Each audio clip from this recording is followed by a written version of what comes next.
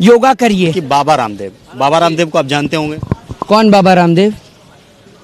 मैं नहीं जानता। इतने बड़े बाबा हैं, इतनी बाबा बड़ी मैं नहीं कंपनी जानता। के बाबा ऑनर राम रहीम भी था, आसाराम भी था। बिजनेसमैन बोलिए ना, उनकी तो बात नहीं करें जो पतंजलि का जो प्रचार वगैरह करते हैं। जी। तो बिजनेसमैन बाबा रामदेव बोलिए ना, आपको दिक्कत क्या है? बिजनेसमैन रामदेव बोलिए, बाबा कहाँ से आ जाता है? हैं? पूजा पाठ कर रहे हैं, घर में आके आपके हवन कर रहे हैं, हैं? होंगे ना पूजा पाठ। काय का हवन कर रहे हैं? आपके घर में आप जब पैदा हुए थे आपका हवन उन्होंने पढ़ा था क्या? तभी आप बीजेपी के पत्रकार पैदा हुए हैं। कहाँ से बाबा हो गए? कल को अगर मैं मतलब जरा सा भगवा वस्त्र धारण कर लिया तो मोहित बाबा है ना? आप चिल्लाएंगे मोहित बाबा, बोलेंगे आप मुझे, हैं? भगवा वस्त्र का चलन चला हुआ है, तो आप क्यों नहीं पहन रहे? भगवा पहन के कुछ भी मतलब भगवा वस्त्र पहनने वाला हर एक बाबा हो गया। राम रहीम को भी तो आप लोग बाबा मानते थे और आसाराम को भी बाबा मानते थे, फिर क्या हुआ?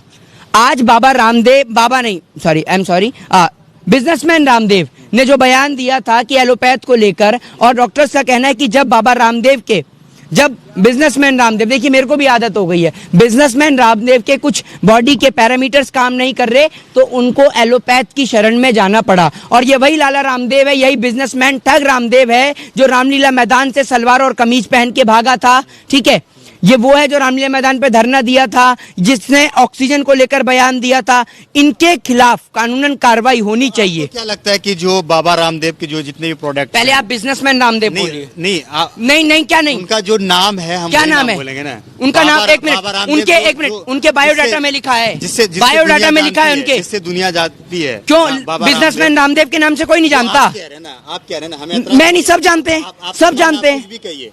तो आप अपने मन से क्यों कह रहे हैं? उनके बायोडाटा में लिखा है, उनको जिस नाम से दुनिया, बायोडाटा में लिखा है, उनको जिस नाम से दुनिया जानती है, हम वही आप अगर उस नाम से कहेंगे तो मैं नहीं जानता और उसके ऊपर मैं कोई सवाल का आपको जवाब नहीं दे सकता। बाबा नहीं, पहले बिजनेसमैन।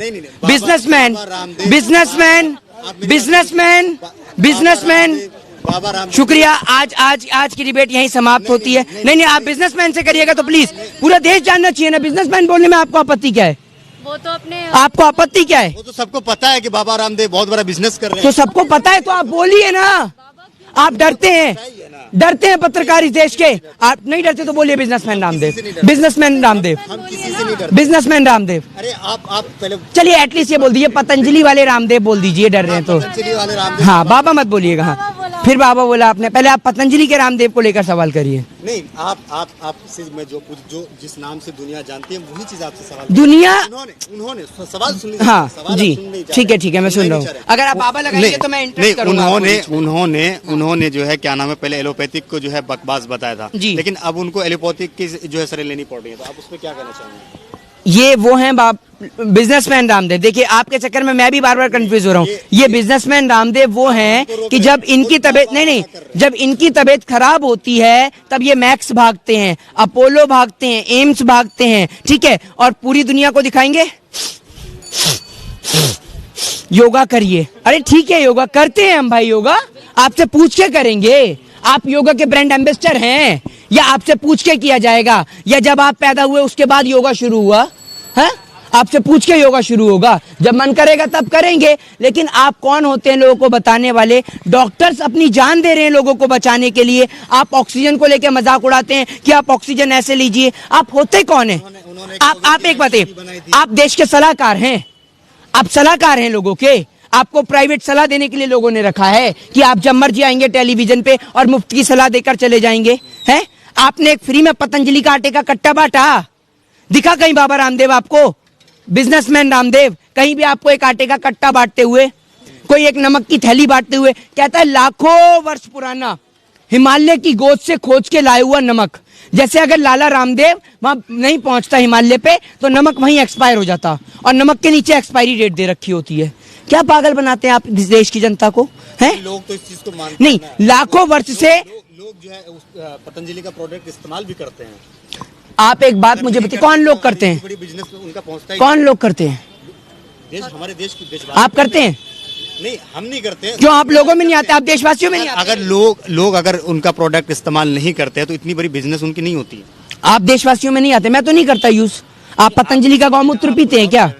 नहीं, मैं नहीं करता, कोई प्रोडक्ट नहीं यूज करता मैं पतंजलि का। आप, मुझे लगता है पतंजलि का गौमूत्र पीते हैं तभी आपकी जो जबान है एकदम साफ है। समझ रहे हैं? आप पीते हैं क्या पतंजलि का गौमूत्र? और वैसे भी उसमें साध्वी प्रज्ञा ठाकुर ने बोला भी है कि गौमूत्र पीने वालों को कोरोना नहीं होता। तो आप पीते हैं क्या गौमूत्र? उनके टीम में तकरीबन 76 लोग कोविड पॉजिटिव निकले। हाँ, तो उनको पिलाया नहीं गया होगा ना, पिलाया जा रहा लाइन से, और इसीलिए आपको भी पिलाया जाएगा ताकि आप कोरोना पेशेंट ना हो। आप पीना पसंद करेंगे?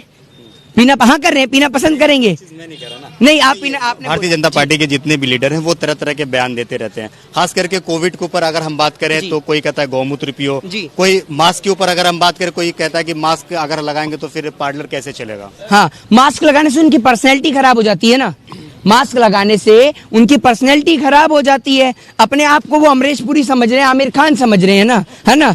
वो प्रधानमंत्री अपने आप को सलमान खान समझता है, बिना मास्क के रोड होकर दिखा देगा। उसको इतनी फिक्र होती हिंदुओं की तो हिंदुओं को दफनाया नहीं जाता, उनका अंतिम संस्कार किया जाता। शर्म नहीं आती होगी आपको? और इस पे एक बार भी आप लेकर नहीं पूछते और मुंह ऐसा बना लेंगे जैसे पता नहीं क्या आपसे पूछ लिया। नहीं, प्रधानमंत्री मोदी अगर कुछ भी करते हैं तो आप लोग उसका विरोध करते हैं। आपने ये कहा कि प्रधानमंत्री मोदी जो है देश की फिक्र नहीं करते हैं। अभी जो आप हालिया में देखा होगा कि एक मीटिंग के दौरान प्रधानमंत्री मोदी अपने देश की जो जनता उसकी चिंता में रोए भी थे। हाँ, एक बात मुझे बताइए, एक पिता अगर वो स्कूल की फीस ना भरे तो क्या रोने से काम चल जाएगा? बताइए, बेटे की स्कूल की फीस ना भरे तो रोने से काम चल जाएगा? मतलब निकम्मा है, लापरवाह है, सब कुछ बेच डालने वाला है, बेचू है, रंगा बिल्ला प्रॉपर्टी डीलर है, देश को बेड़ा गर्क करने वाला है, और रोके दिखा दे तो सारी गलती माफ। हाँ, कहाँ से पढ़ के आए हो आप? आज आपका स्कूल जानूंगा मैं वो सवाल मैं एक चीज पूछ रहा हूँ। क्या मैं अगर प्रधानमंत्री मोदी रोते तो इससे आपको आपत्ति क्या है? अभी आपने देखा होगा कि राकेश टिकैत भी रोए थे किसान आंदोलन में गाजीपुर बॉर्डर पे। तो किसानों की आप एक बार बताइए, एक मिनट आप एक बार नहीं एक मिनट, प्रधानमंत्री किसान किस पहले बताइए मुझे, पहले मुझे आप ये बताइए, करने के लिए रो रहे हैं, सिर्फ सिंपैथी है। अगर दिल में हमदर्दी होती तो किसान इस देश का है, या ये बताइए कि किसान देश के अंदर नहीं आता? तो इतने सारे किसान मरे, 400 से ज्यादा किसान शहीद हुए, प्रधानमंत्री की आंख से एक आंसू टपका? बताइए, अपनी बूढ़ी माँ को नोटबंदी की कतार में लगाया, प्रधानमंत्री का दिल पसीजा। योगी आदित्यनाथ जी अपने पिताजी के अंतिम संस्कार में नहीं गए, क्या उनका दिल पसीजा? जिन लोगों का दिल अपने घर और परिवार को लेकर नहीं पसीजा, वो आपके और हमारे लिए क्या सहानुभूति, क्या हमदर्दी अपने दिल में रखेंगे? कई जो है विपक्ष के नेता जो है पहले ही भविष्यवाणी ये कर दी थी कि अभी आप देखिए कुछ दिन के बाद मोदी जी आएंगे टीवी पर, रो के आपको दिखा देंगे, आप लोग जो है उसमें ही फंस जाइएगा। हाँ, उनका यही ड्रामा है, लॉकडाउन में आएंगे। अभी मैं उनकी एक वीडियो देख रहा था कि भाइयों बहनों, मेरा एक सपना है कि अमेरिका भी हमारे देश में वीजा की लाइन में लगे, और पूरे देश को रोटी की लाइन में खड़ा कर दिया मोदी जी ने। ऐसे ऐसे झूठे झूठे सपने ये देश के लोगों को दिखाते हैं जो पूरे कभी नहीं हो सकते। शर्मा, मैं आपसे जानना चाहूंगा कि प्रधानमंत्री मोदी जो है वैसे रैली में तो मास्क लगाते नहीं है, बंगाल में भी आपने देखी होगी कि कई रैली में जो है उन्होंने मास्क नहीं लगाया था, लेकिन जब वो किसी बंद कमरे में मीटिंग करते थे तो मास्क लगाते थे। लेकिन जितना सुनिए, हाँ। एक बात मैं आपको बता दूं, जितना मुन्नी बदनाम नहीं हुई ना, उससे ज्यादा प्रधानमंत्री मोदी बदनाम होगा इस देश में। समझे आप? शिक्षा के नाम पे, स्वास्थ्य के नाम पे, बेरोजगारी के नाम पे, देश के अंदर स्वास्थ्य सेवाएं न प्रदान कराने के नाम पर, देश के अंदर युवाओं से रोजगार छीनने के नाम पर बदनामी तो हुए, और क्या हुए? लंबी लंबी बात तो कर रही है ना कि हम काम कर रहे हैं। एक मिनट, लंबी बातें करने से मेडिसिन मिल रहे हैं, हॉस्पिटल्स हैं, वेंटिलेटर हैं, बेड हैं, सबकी बात। आप एक बात मुझे, लंबी बातें करने से सब काम हो जाता है? आपको मैं बोलूं मैं स्विट्जरलैंड से आया हूं, कल रात को मलेशिया निकल जाऊंगा। काम नहीं किया, आप ये कह रहे काम हाँ। 7 सालों में, तो फिर बंगाल में बीजेपी 80 सीटों पर क्यों पहुंच गई? वो सबको पता है कि कैसे पहुंची और कैसे नहीं पहुंची है। सत्ता नहीं बनी ना, सत्ता बनी नहीं बनी, इतने सीटों पे जीत हुई है ना, हम उसकी बात कर रहे हैं। बात सुनिए, अभी भी देश में अभी भी मैं आपसे कहता हूँ 45% जनता ऐसी है जो अभी भी नहीं समझ रही है, लेकिन जिनके घरों से चिताएं उठ रही हैं, जिन्हों के घर से जनाजा उठ रहा है, वो लोग अब समझ रहे हैं, चाहे वो हिंदू हो, मुस्लिम हो, सिख हो, ईसाई हो। आप एक बात बताइए, क्या आप इस देश के अंदर हिंदू मुस्लिम के नाम के दंगे को समर्थन देते हैं? बिल्कुल नहीं। तो आप बीजेपी को कैसे समर्थन कर सकते हैं? तो आपको क्या लगता है भारतीय जनता पार्टी दंगे करवाती है? 100%। इनके नेता बयान देते हैं मंदिर और मस्जिद के नाम पर, राम और रहीम के नाम पर, और इनके एक बयान के कारण पूरे देश में दंगे हो जाते हैं। और उस दंगों का जिम्मेदार कौन होता है? देश के नेता टेलीविजन पर दंगे ऐसे देखते हैं जैसे कोई क्रिकेट मैच लाइव चल रहा हो।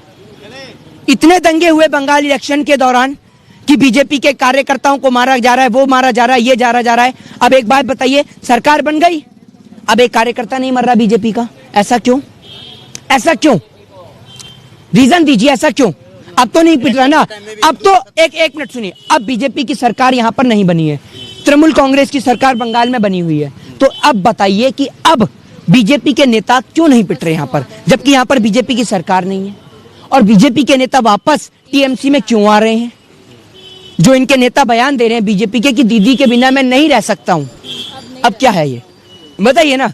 क्योंकि उन्हें अपनी गलती का एहसास है, और जो अपने वतन से प्रेम करता है और जिसका जमीर जिंदा है और जिसके घर और परिवार के लोगों ने इस भारत माँ के खातिर, इस मुल्क के खातिर अपने प्राणों को न्योछावर किया है, वो हरगिज अपने भारत माँ को बिकने नहीं देगा। आप ये कहना चाह रहे हैं कि बीजेपी जो है हिंदू मुसलमान के अलावा उनके पास कोई मुद्दा कोई एजेंडा ही नहीं है।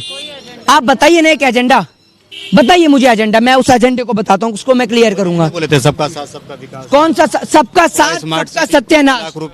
100 स्मार्ट सिटी लापता, 100 स्मार्ट सिटी लापता, 2 करोड़ रोजगार कहाँ गया? वही तो कर रहे हैं, हम भी तो वादा कर रहे हैं। वादा तो उन्होंने जसोदा बहन से भी किया होगा, जो पूरा नहीं हुआ तो छोड़ना पड़ा।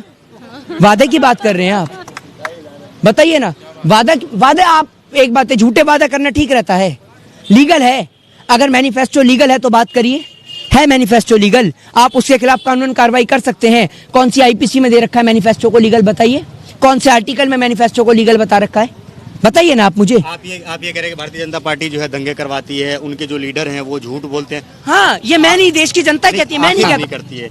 लेकिन आप यूपी का इलेक्शन भी देख लीजिए, भारत का एक प्रमुख राजनीतिक दल है, क्योंकि वो एक अरे मैं नहीं, ये बंगाल की बात करूंगा, आप पढ़ लीजिए ना, भारत का एक प्रमुख राजनीतिक दल है।